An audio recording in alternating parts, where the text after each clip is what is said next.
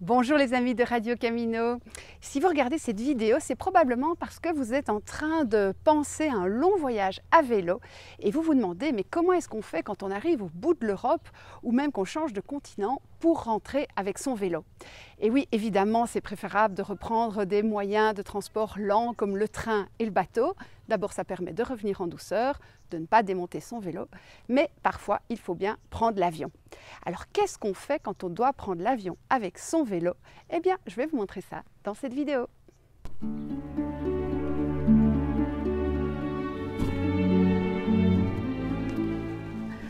La première chose, ça va être de trouver une caisse.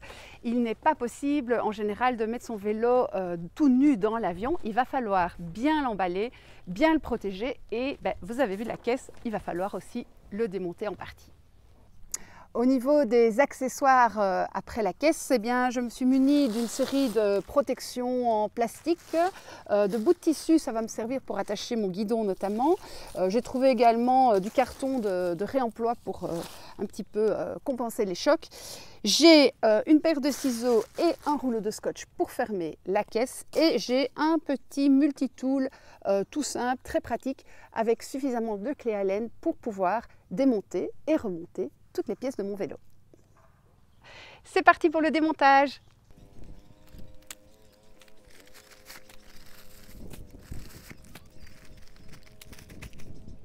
Un petit conseil avant de commencer, maintenant que vous avez bien dépouillé votre vélo, passez-lui un petit coup d'éponge parce que ce n'est pas la peine de vous salir quand vous allez mettre vos affaires dans la caisse, ni de salir les affaires que vous mettrez tout autour du vélo.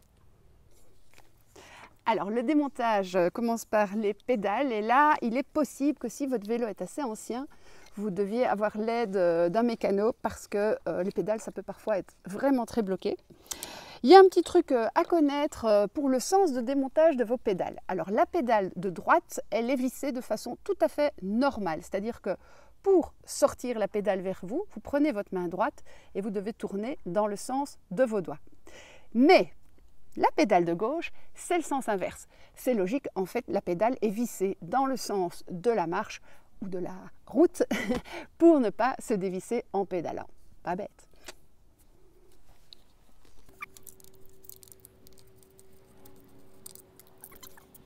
Alors il y a une pédale gauche et une pédale droite, c'est pas marqué dessus, mais ça n'a pas d'importance, c'est celle qui se visse qui va fonctionner. Donc au remontage, j'ai pas de problème, je les emballe dans un petit sac.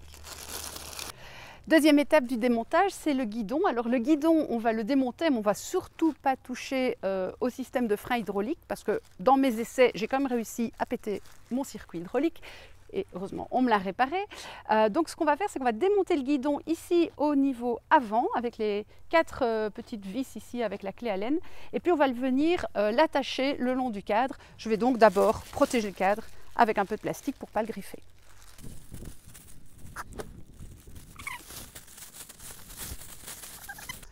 Je vais donc dévisser maintenant le guidon. Alors je repère quand même que la petite ligne est au milieu, donc comme ça je pourrais le remonter exactement avec la même orientation. Ici c'est une clé Allen numéro 7, enfin de toute façon il n'y a qu'à essayer. Alors le petit truc, la vis doit sortir, je prends ma main droite et donc je dois tourner dans le sens de mes doigts pour dévisser. C'est bien comme ça que ça fonctionne.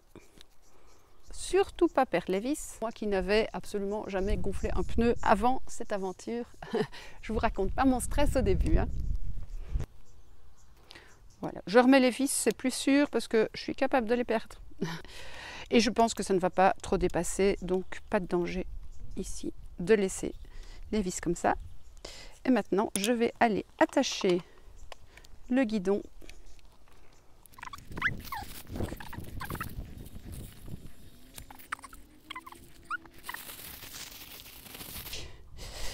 Voilà, ça m'a l'air bien solide. Maintenant, le démontage de la roue avant. Un point hyper important si vous avez des freins à disque, c'est d'avoir cette petite pièce que vous allez immédiatement aller glisser ici à l'intérieur de vos 2 plaquettes de frein pour éviter surtout que les frein ne se ferme par accident et ne viennent coincer les plaquettes. Ça, c'est vraiment un accessoire indispensable si vous avez des freins à disque. Il va encore falloir que je démonte le garde-boue. Alors ça, je n'ai pas sur mon multitool la bonne clé, donc je vais le dévisser avec une petite clé à molette. Par contre, pour le revisser, je pourrais le faire à la main, ça va aller tout seul. Alors, c'est la main droite. Si ça doit être dévissé, je tourne vers le haut. Le dérailleur arrière, je n'y touche pas parce que je ne dois pas démonter ma roue arrière. La seule chose, c'est que j'ai pris la précaution avant de tout démonter de me mettre en toute petite vitesse. C'est la position où le petit manche du dérailleur est le plus proche de la roue. Manche, c'est sûrement pas le mot technique, mais on se comprend. C'est pour ne pas abîmer cette partie assez fragile du vélo. Et maintenant, je vais déjà essayer de mettre tout ça dans la caisse.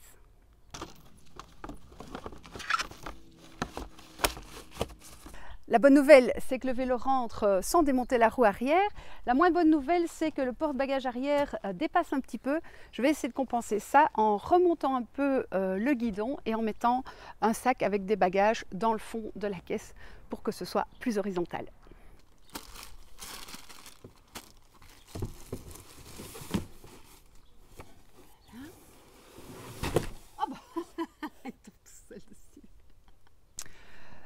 Voilà, le vélo est pratiquement à l'horizontale dans sa caisse, ça dépasse un tout petit chouïa. Je vais m'arranger en scotchant bien et maintenant je vais essayer de mettre la roue.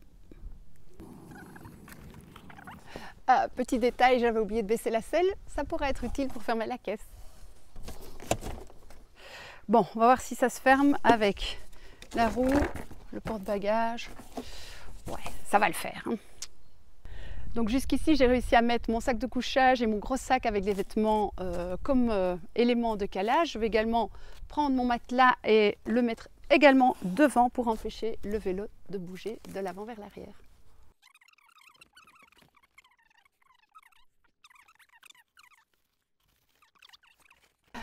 J'ai donc essayé de vraiment caler au maximum, mais sans non plus exagérer au niveau de la largeur de la boîte. Je crois que là, le vélo ne bougera pas. Il est protégé pour toutes ses parties sensibles.